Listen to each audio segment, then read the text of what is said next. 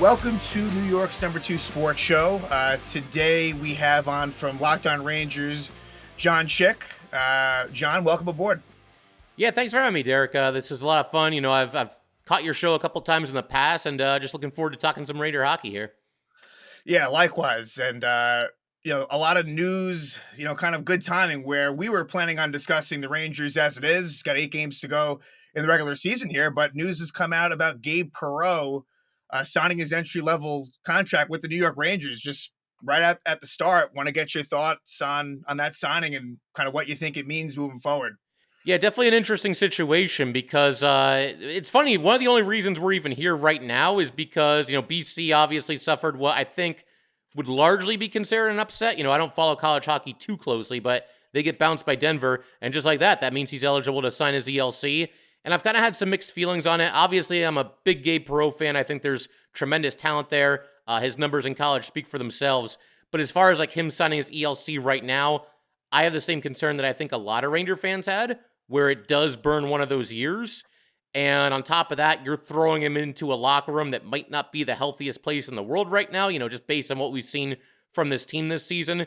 By that same token, though, this is the biggest, prospect in your organization. So you probably don't want to play too much hardball. You want to do right by him. And if Perreault wants to sign, then the Rangers probably did what they felt they needed to do. And it sounds like he could be in the lineup as soon as Wednesday. And if that's the case, I'll be glued to the TV for every shift, like I'm sure you will be as well.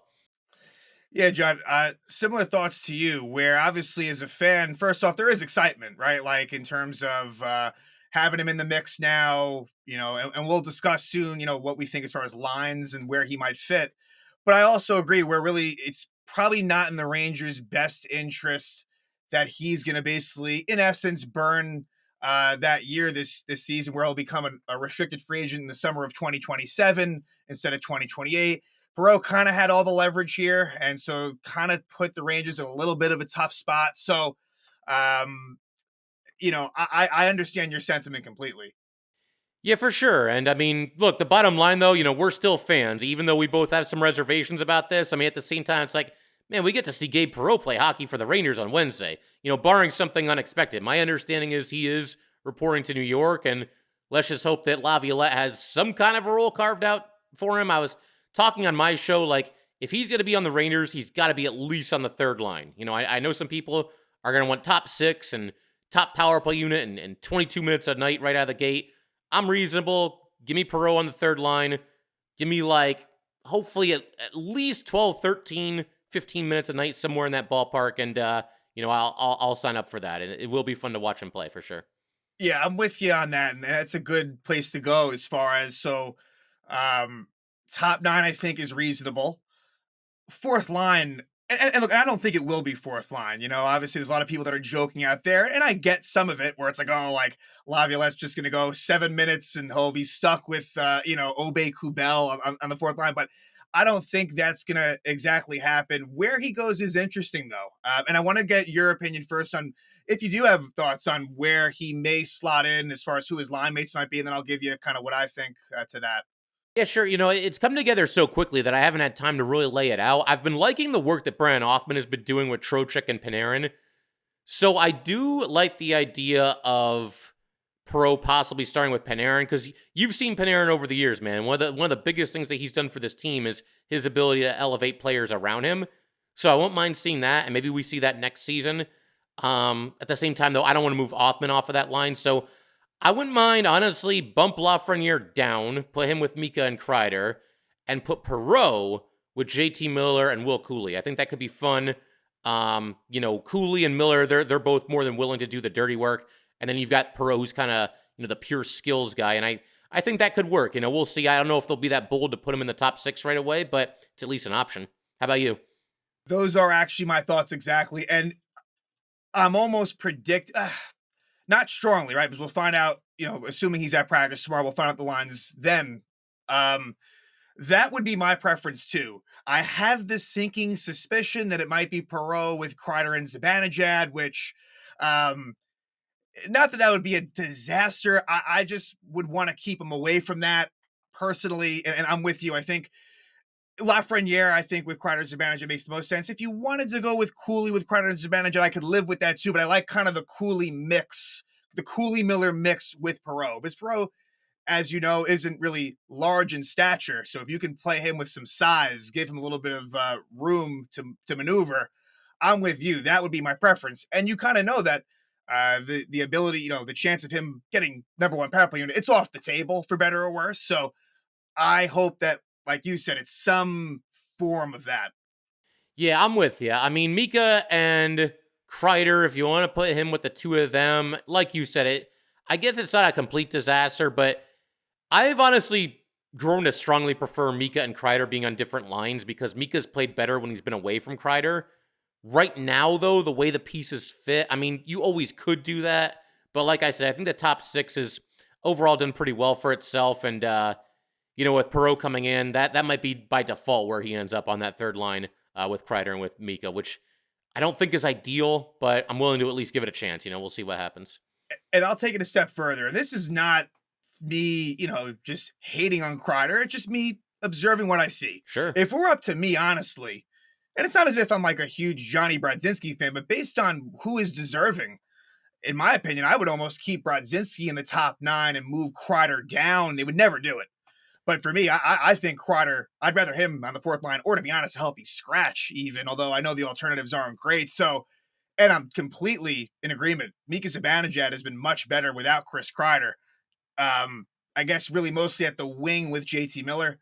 But now, but I also understand, right? Sam Carrick as your third line center isn't exactly what you want. Carrick as a fourth line center, totally different story. So it's just kind of the way everything's fitting together.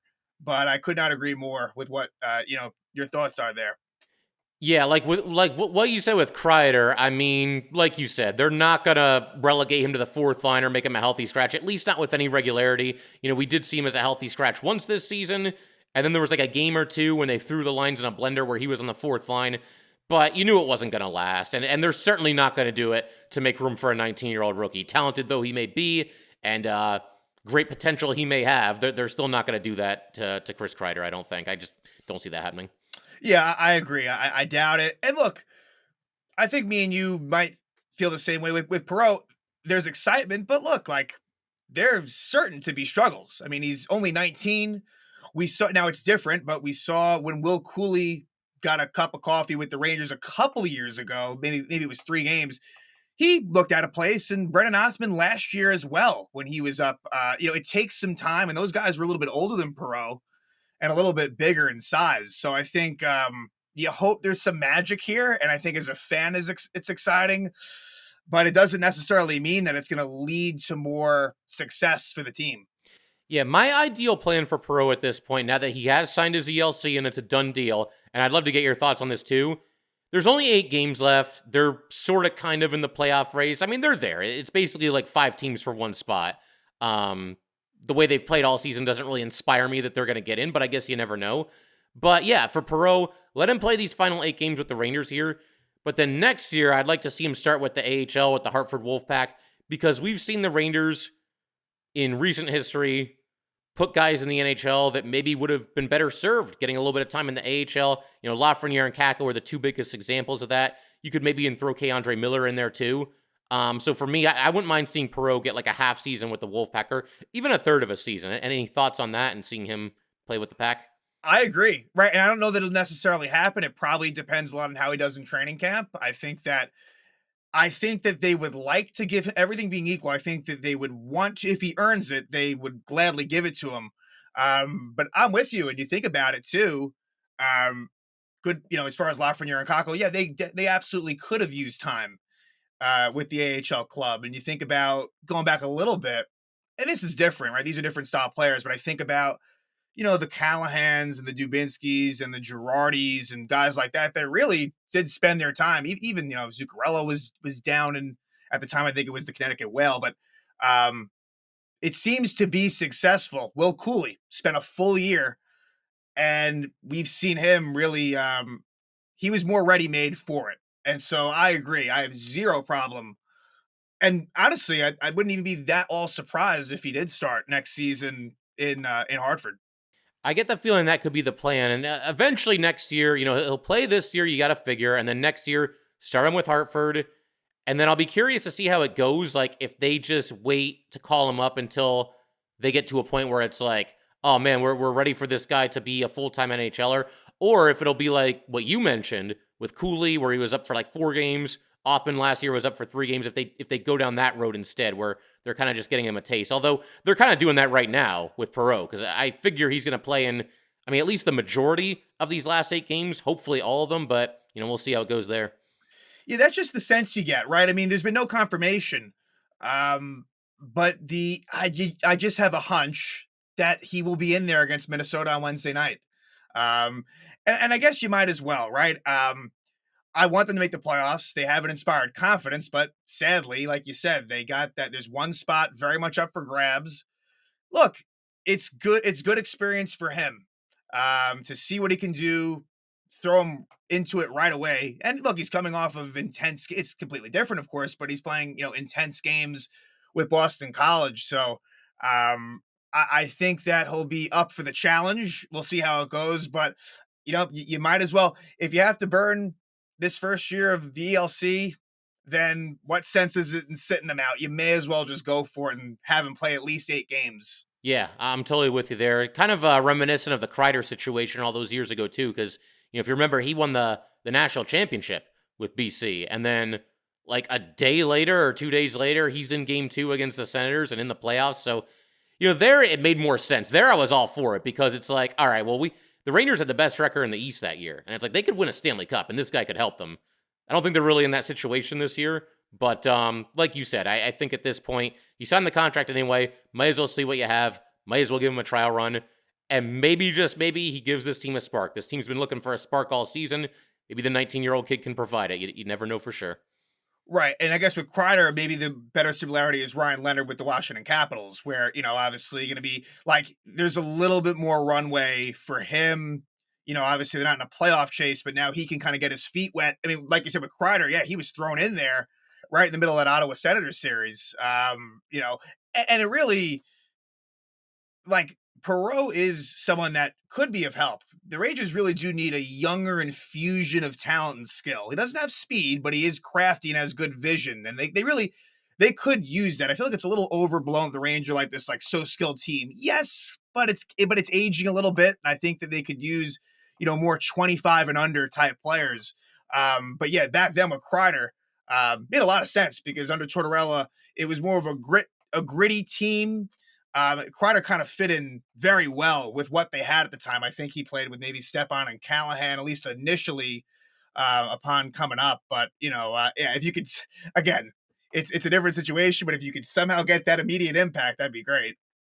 Yeah, absolutely. And it was Callahan, because I can remember like Callahan and Kreider being on the same line when Kreider first started getting going, and thinking like, this is awesome. Like, these two complement each other really well.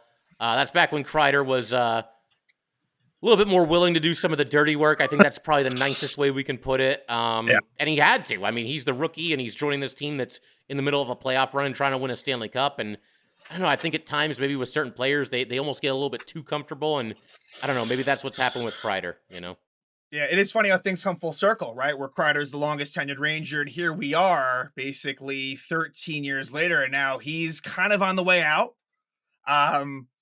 He's got 2 years left on his contract, but I really think that it may not be easy, but I think they're going to try to facilitate some sort of trade. I don't know.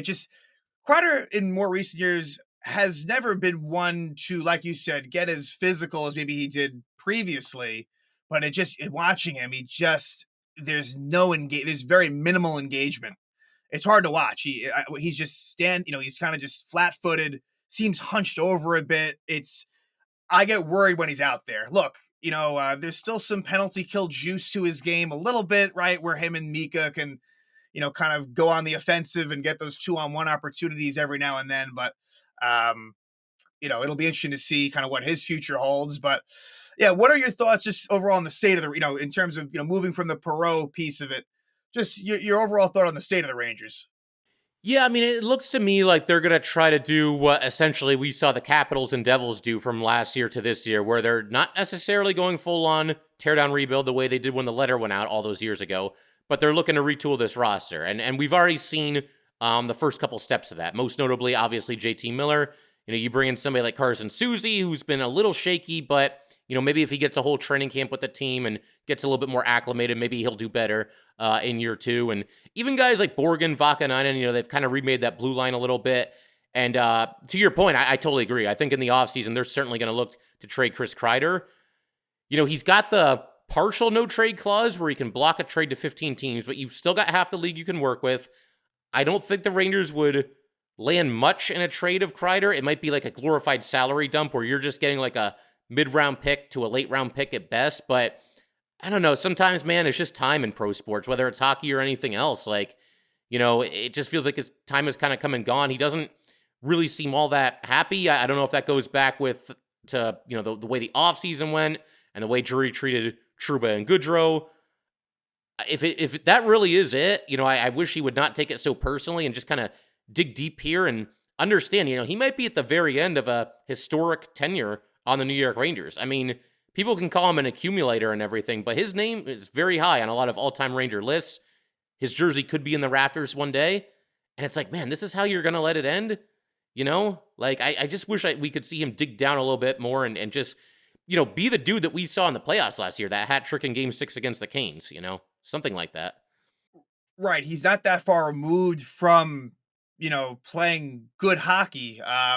With his warts and all, which have been kind of just and this year really was a precipitous drop, way more than we had seen before, and it's just too bad, right? Because he's one of those players, and it's hard in this day and age in sports because it is a business, but where he could have realistically maybe played his entire year as a Ranger, but his play has dictated to the point where it's just kind of untenable at this point. Um, and I think, like you said, with that memo that went out, which had Trouba and Kreider were the main pieces of that, you'd like to think that Kreider would understand that these things do happen, and that would be disappointing. Because look, we can criticize Chris Drury a lot. I have no problem with the Barclay Goodrow situation. That was a very wise decision to do.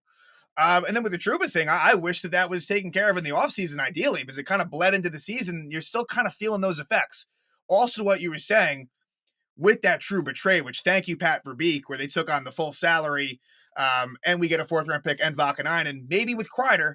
And again, it's a little bit different if it's in the offseason. It'd be 2 years instead of like a year and a half, but maybe that's a thing where it's basically a salary dump, and maybe you get in return a mid-round pick and maybe a lower level prospect or something of that nature.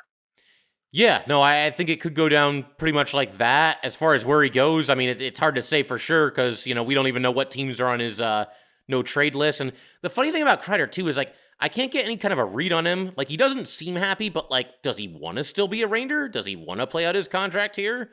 Is his decline in play because he's upset with the organization? Does he want a fresh start somewhere else? Just kind of a weird thing. And Drury, the only thing that he did that, I wasn't the biggest fan of was the memo itself. Because I just, tactically, what advantage does that give you? Because you're letting everybody know that you're open for business. Why not do everything quiet behind the scenes and not upset the apple cart? Maybe he was trying to motivate the players. And again, maybe the players should not take things so seriously or so personally. But that move seems to have kind of backfired based on how this season has gone. Right. It didn't really work. It's an interesting thought because I think Drury is known as someone that does kind of keep things close to the vest as far as, I think, right, these things a lot of times kind of happen out of nowhere. But this did feel like it was somewhat, it seemed like it was somewhat intentional. And maybe it was a tactical move to get the team going, and which, like you said, it did not work. It took the opposite effect. And maybe that's a problem with the players, right? We could argue, but yes, clearly that could have been handled better as far as that leaking out as publicly as it did. But it's going to be I think a lot of us fans are kind of looking ahead to the off season. As much as realistically, I know this team isn't going anywhere. I would like the Rangers to make the playoffs. What are your thoughts real quick on, and this is kind of a tough question. Would you prefer that, the Pittsburgh Penguins, who now own the pick from the JT Miller trade from Vancouver to Pittsburgh, would you rather that just go to Pittsburgh this year? Maybe in that, who knows, 13 to 14, 15 range, thereabouts? Or would you rather it, take the chance on next season? Yeah, that's an interesting situation, and it's very layered, and I haven't really gotten to dive into the impending draft classes all that much, but my understanding is that next year's draft class is a little bit better than this one. So in a way, I kind of just want to give Pittsburgh the draft pick and let's just get this over with, because the Rangers, even if they don't do so well in these last 8 games, like say they go like 2-6 or something, which they're very capable of doing. But if that does happen, where are the Rangers going to be picking? Like 10th, 11th, somewhere in that ball. It's not like you're giving them the first pick, the third pick, top 5, so I think I would rather just almost get it out of the way. And then next year, have the first round pick and what's a deeper draft class. The only thing that maybe I would hesitate for that is that I think the Rangers will be a better team next year than they were this year. They'll have a new coach. You got to figure, hopefully the roster is retooled and hopefully some of these guys get back to, what we saw last year, or at least close to that level of play. Yeah. How about you? It's interesting. So I believe this year's pick is either top 12 or top 13 protected. One of the two. I think it's 13. Yeah. 13. Yeah. I think you're right. Yeah. And I think that it came out because I wasn't sure that the Rangers, if it does fall within the top 13, that they still have the choice to still give Pittsburgh, like, let's say they do finish, anywhere from 10, 11, 12, 13, that they could still say, hey, Pittsburgh, you take it now. Yeah. And that's kind of the interesting question. And I'm kind of with you because this, as much as you like to believe the Rangers will be better next year, and I tend to agree, it's just scary, the fact that it's completely unprotected. Yeah. That does worry me. What if it doesn't go well and all of a sudden you're giving a team in division, I might add, somehow a top 5 pick? That does concern me. So I would lean, although it's not an easy question, I think I would lean to just letting it go this year and having it next year. Yeah, I think so. You sold me even more on that, because imagine having a terrible season next year and then also knowing that your first round pick is going to the freaking Pittsburgh Penguins. That would be a double whammy for sure. Exactly. Your top 5 pick, yeah. And to have to hear about that, let's say the Rangers, it is a brutal start and it just never gets better, and you're just hearing about that constantly. And the Rangers don't have their draft pick this year. Stay off social media. To be, right, exactly. So it's, which kind of goes back, because honestly, there was a time for me, and this goes into a deeper conversation, when the Rangers really started struggling big time. And here we are, it's like early January. At that point, I was at a state where it was like, you know what? If they lose games, so be it. And then, of course, they have this nice chance. It's like, all right, and now you make the JT Miller trade with these implications for the draft pick. And so for me, it's full on just rooting for them to do well, of course, as a Ranger fan, and making the playoffs. Because again, I kind of want to get rid of that draft pick this year anyway. So let that pick be as high as possible. All that means is that it's, this will find a way to blow up in the Rangers' face somehow, but that's kind of the hope in a best case scenario. Yeah, hopefully it works out one way or the other. And I don't think they have a second round pick next year either, if I'm remembering correctly. So, I'm with you. I lean toward giving it away this year, assuming it doesn't end up being like the 5th, 6th, 7th pick, somewhere in that ballpark. But that's tricky too, because now you don't have a first or a second for this season coming up. And maybe that leads its way to a K'Andre Miller trade and you get a second round pick in exchange, or maybe even a first. I mean, it's always, the NHL is always a seller's market. So I feel like you could get a lot for him, but that's a whole different conversation if we want to go there. Yeah, and we should. And I think that Chris Drury, I think he's aware of that, right? Where you look at the draft future for the Rangers, like, whoa, we don't have, due to the Patrick Nemeth trade, namely, and the Riley Smith one as well, where we traded a second round pick to the Penguins. It's like, wow, the Rangers don't really have a whole lot of draft capital. But like you said, here it is. You trade an expiring Ryan Lindgren and you get a second round pick. There are ways to recoup those draft picks that don't necessarily fracture your team. The K'Andre Miller thing is a very interesting topic of conversation, one of the bigger question marks going into the offseason. So what are your thoughts on him as an impending restricted free agent? Yeah, I'm actually planning on talking about that a little bit in my next episode that I do, but happy to talk about it now with you as well. So little sneak preview. Yeah, right. There you go. I don't know, man. It's a tough one. I mean, on one hand, you could make a case for keeping him around. They have had some turnover at the blue line. No more Trouba, no more Lindgren. Some might argue that one or both of those, it's actually a good thing. But and as far as like finding a defense partner for Fox next year, Miller might be the best option because there's nobody else in-house that's an obvious candidate. And as far as free agents, there aren't really a ton of lefty defensemen out there. There's a few. I know Provorov is one of them, and there's one other guy that escapes me that's a pretty solid player too. Maybe Gavrikov, That's possibly? the one. Yep, that's Gavrikov, Yep. yeah. So there's some options. So you could make that case to keep Keandre Miller. But when you consider, like, how much Miller is going to cost, the fact that him and his team are looking for a significant raise, and just his overall play, which I think is dipped this year, if we're being completely honest. It's too bad because 2 years into his career, I thought this dude's going to be a homegrown superstar. Like, he had that kind of potential. And granted, he's been a top 4 defenseman on this Ranger team that's done a lot of winning the last handful of years. But this year has been really shaky. The eye test isn't good. The metrics are okay, at least when he's, not with Trouba, is my understanding. And he doesn't have to worry about that anymore. But for all those reasons and the fact that the salary cap is always so tight and the Rangers already have a couple of contracts that might not age all that well, I think I would trade him. Of course, it always depends on the return. I wouldn't do it just to do it. But if you can get like a first or even a second rounder, I think for sure the Rangers have something to think about there. What do you think about that?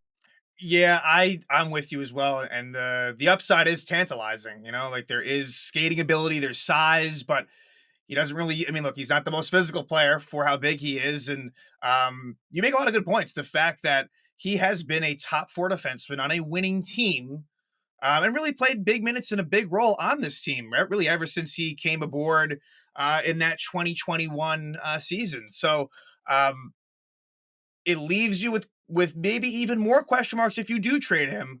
But I tend to agree with you. I don't feel comfortable giving him a long-term contract. You could kind of go the in-between route. I don't. I mean, it's possible, which would kind of lead him into his unrestricted free agency.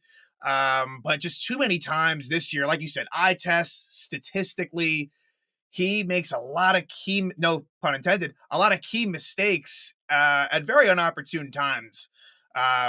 And I just think with him now in this is, I guess, his 5th season, I don't know that those things are going to change. I think this is the player. He's a very inconsistent player.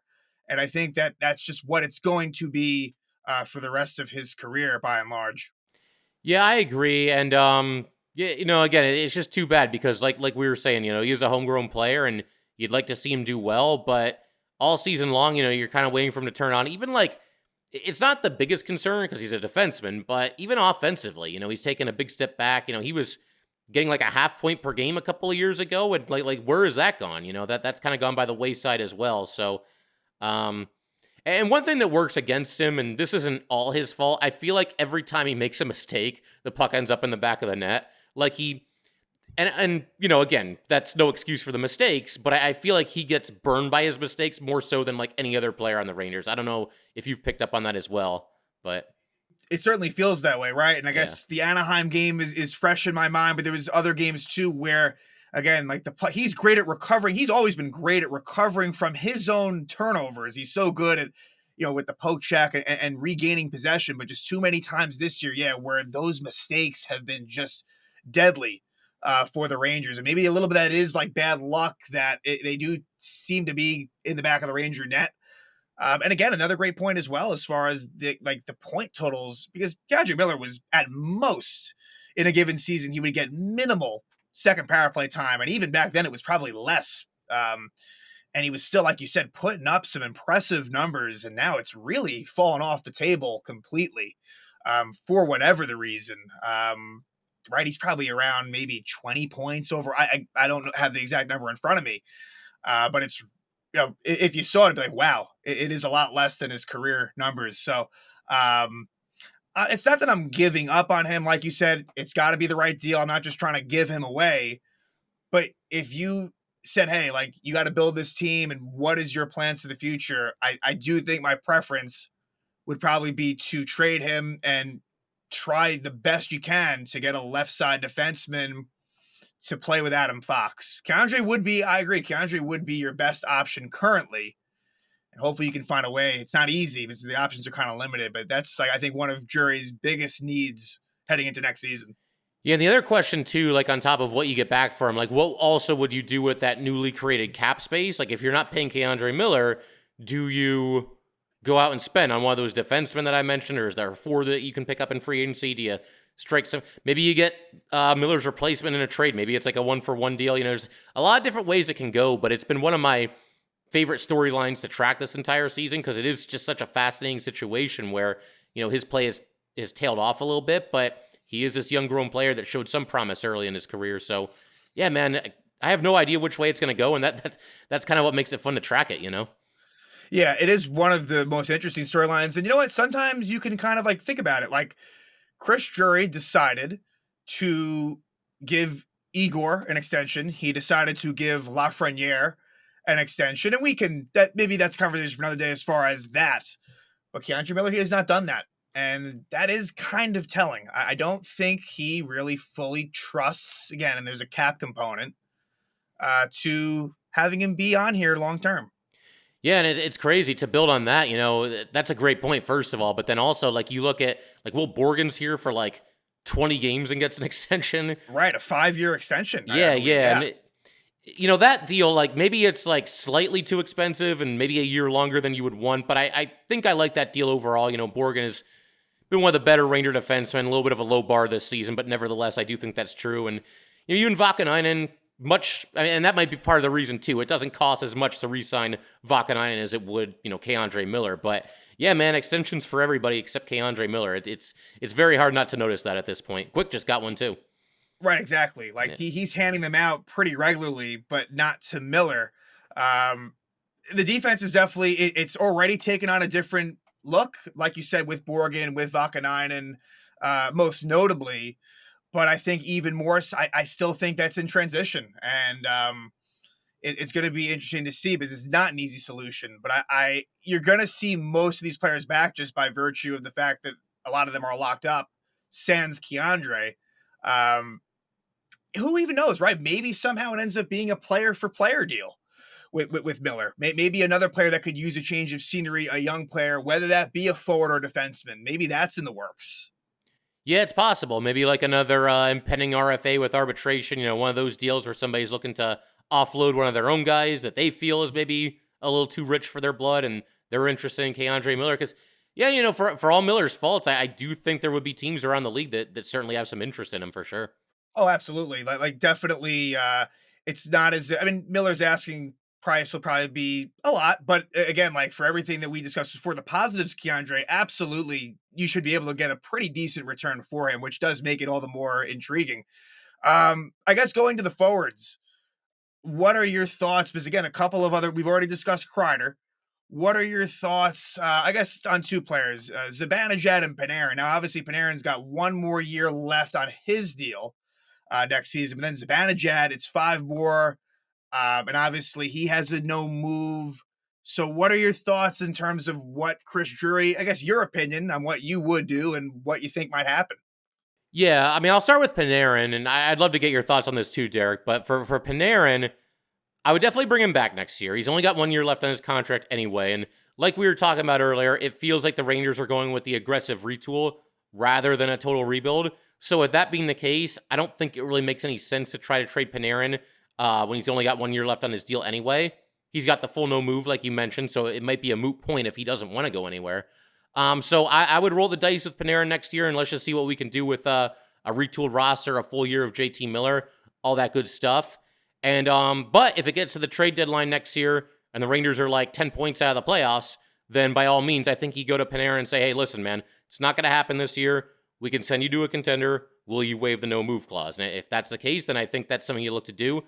And for Mika, I would say kind of the same thing, but he's got like 5 years left on his deal after this one. And I just don't think teams are going to be lining up around the block to take on that contract.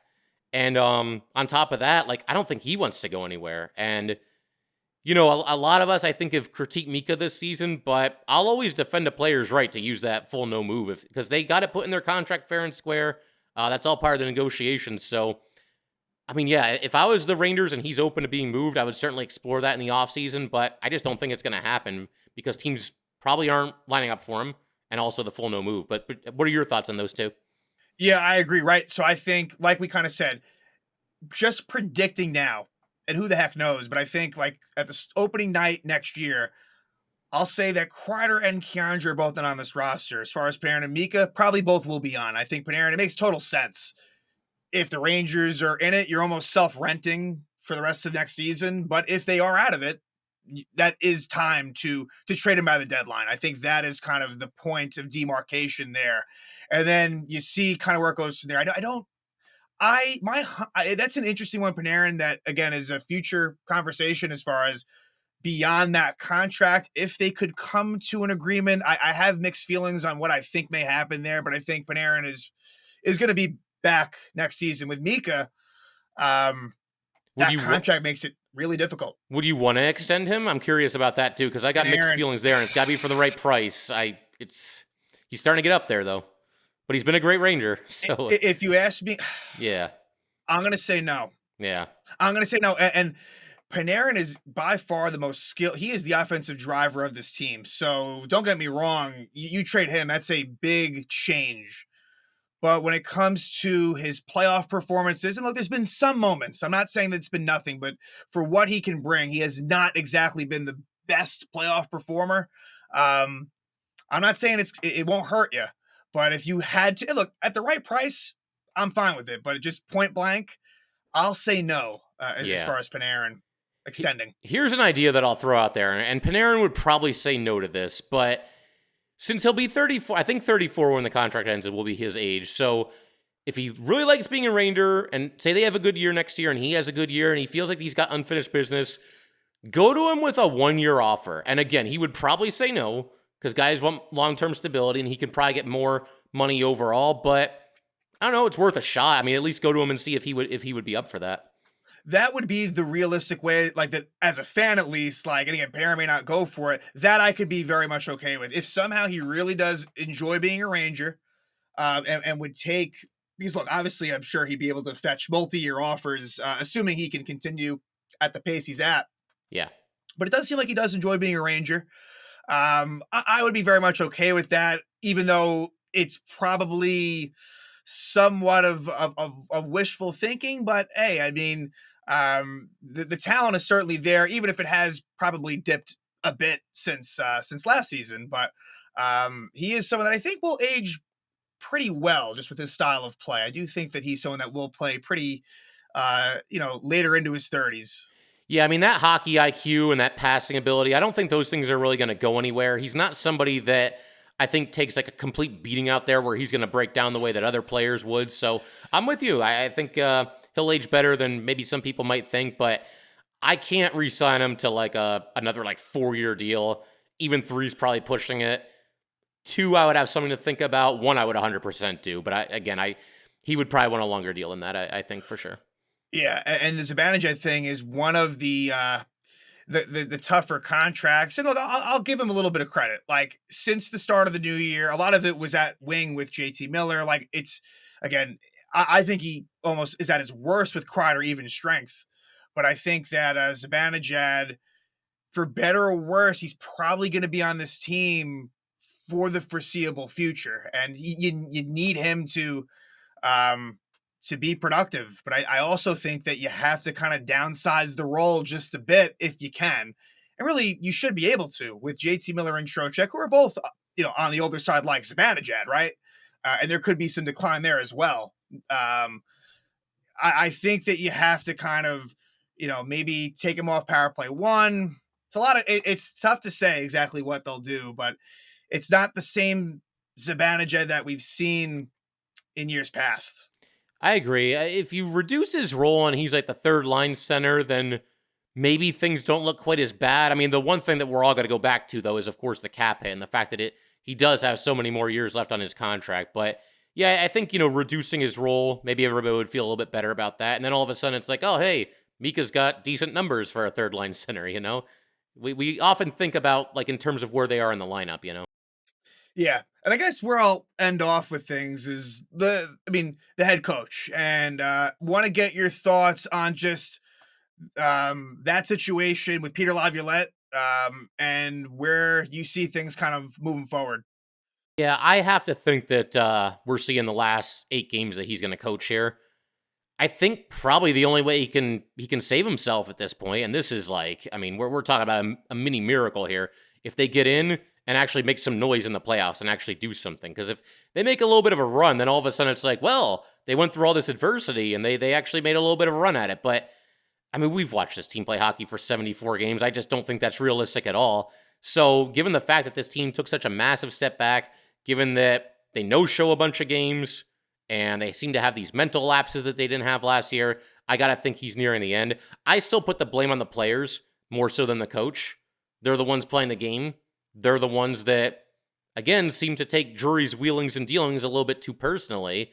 But, at a certain point, it's on the coaching staff, too. You gotta push the right buttons and motivate these guys and have them buy into whatever you're selling. And he just hasn't been able to do that in year 2. Did it in year 1 just fine. But if this season ends the way we think it's going to, I just don't see how you can bring him back. What do you think about, Laviolette? Yeah, I think Laviolette's dead man walking, and it's been, he's not the only one, right? I think a lot of NHL coaches, specifically with the Rangers, you have that year 1 success. Look at Gerard Gallant. There was, a lot to be happy about. And then year 2, not as much as, it didn't take as much of a dip as this year, but that made sense. When they let him go, it made sense. However, the main theme for me, like you said, it is overall, I do put more blame on the players. However, Laviolette hasn't done himself all that many favors, and you see why, that he has had a little bit of a tailing effect in his previous stops, where every single time in year 1, maybe even year 2 in some cases, it goes well. And then it just, I think his message is not really getting through to the team. And so I'm with you. I think that making the playoffs wouldn't be enough. They would have to win at least a round, and like you said, make some noise for him to be back. I agree. What about Drury? I want to get your thoughts on him. I think he's a lot safer than Laviolette is, but, I can't imagine he's got too much rope left. He'll probably get next season, but after that, I would think that the seat's going to be warming up if the Rangers don't make some big improvements. Yeah, with him, it goes back to, it's about Dolan almost. It's like, because I feel like with him, it's, if he fully trusts you, you're like almost safe for life. Now, obviously, Glenn Sather really deserved to have lost his job many, many years before he ended up kind of just walking out on his own. Now, obviously, Glenn Sather had a much more of a resume in this league than Chris Drury does. But to me, sadly, it all depends on that. If the people that Jim Dolan trusts are saying that Chris Drury is the guy, he's going to stick with him. And if the noise isn't that loud around, then he'll stay. However, I was shocked, not because it was right or wrong, but like when Gorton and JD were let go, like the way that happened so quickly, I was like, whoa, like I didn't really see that coming. Especially John Davidson, who was someone who was really well respected in the organization and really was a bit of a fan favorite. Not that you should be thinking in those terms. So it's a kind of a totally unknown. But I am with you. Drury would appear to be safer than Laviolette, but maybe safer than he should be. Yeah, I agree. I thought, Drury's there's people that say he's the worst GM ever, and that's where people lose me, because he's made some good moves. He's made some good trades. I thought that first year with Gerard Gallant, that's like his magnum opus, the trade deadline that year, bringing in Kopp and Vetrano and Braun, and all those guys fit like a glove for this team, and they made a heck of a run at it. But I would say like the worst parts of Drury's tenure are probably what we're living through right now. The last year and a half, even going back to last year's trade deadline, Roslovic and Wenberg and who's the Ruhwedel, who played 5 regular season games. It's like, man, we got the best record in the NHL, and I know the salary cap was an issue, but that's the best we can do. Like that should have been the year to really try to make some noise. And I like the Wenberg pickup because he's a solid defensive forward, but if he's your best player at the trade deadline that you get, I think you're kind of falling behind some other teams. So I don't know, man. It just, to me, it's kind of gone south recently for Drury, but I think he'll get next year, and we'll see how it goes. And I think that's a good place to wrap it up. But again, John, it was a pleasure having you on the show. Where can everybody find you? Wherever you're watching this or listening to this, you can find Locked On New York Rangers there as well. YouTube, any streaming audio platform you can think of, you'll find us there. And give me a follow on Twitter at JCHIK17. Perfect. Yeah, it was a pleasure having you on, John. Hope we can do this again. And, next time we're talking, hopefully the Rangers will be in a little bit of better shape than they are now. How about it, man? I appreciate you having me. Thank you so much. This is a ton of fun, like you said. And I think maybe next time, it'll be my turn to host. You can jump on Locked On Rangers if you're up for it. Sounds like a plan, John. Sounds good.